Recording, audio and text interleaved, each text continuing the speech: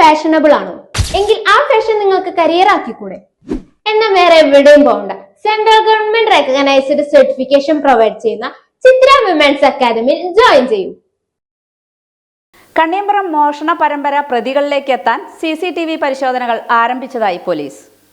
കണ്ണിയമ്പുറത്തെ മോഷണ കേസിൽ പ്രതികളിലേക്ക് എത്താൻ CCTV ദൃശ്യങ്ങൾ പരിശോധിക്കുമെന്ന പോലീസ്. ജനുവരി 1 മുതൽ 17 വരെയുള്ള ദിവസങ്ങളിലെ CCTV ദൃശ്യങ്ങളായിരിക്കും പ്രദേശത്തു നിന്ന് പോലീസ് പരിശോധിക്കുക. കഴിഞ്ഞ ദിവസമാണ് കണ്ണിയമ്പുറം ശ്രീരാം നഗറിലെ ശ്രീനന്ദനം വീട്ടിൽ നന്ദകുമാറിന്റെ 5 ലക്ഷം രൂപ വിലമതിക്കുന്ന സ്വർണ്ണാഭരണങ്ങൾ മോഷണം പോയത്. ഡയമണ്ട് പതിപ്പിച്ച സ്വർണ്ണാഭരണങ്ങളാണ് കളവ് പോയിരിക്കുന്നത്. സംഭവ ദിവസം തന്നെ പാലക്കാട് ഫോറൻസിക് വിഭാഗം സ്ഥലത്തെത്തി വിരലടയാള പരിശോധന പൂർത്തിയാക്കിയിട്ടുണ്ട്. പരിശോധനയിൽ മോഷ്ടാവിന്റേതെന്ന് സംശയിക്കുന്ന 3 ചാൻസ് പ്രിന്റുകൾ ലഭിച്ചതായി ഉദ്യോഗസ്ഥർ അറിയിച്ചു. ദീർഘകാലമായി വിദേശത്ത് താമസിക്കുന്ന നന്ദകുമാറിന്റെ വീട് അടഞ്ഞു കിടക്കുകയായിരുന്നു. വീട് വൃത്തിയാക്കുന്നതിനായി നന്ദകുമാറിന്റെ ഭാര്യാപിതാവ് വീട്ടിലെത്തിയപ്പോഴാണ് മുൻവശത്തെ വാതിൽ തകർത്ത നിലയിൽ കണ്ടത്. പോലീസ് അന്വേഷണം ഊർജിതമാക്കിയിട്ടുണ്ട്.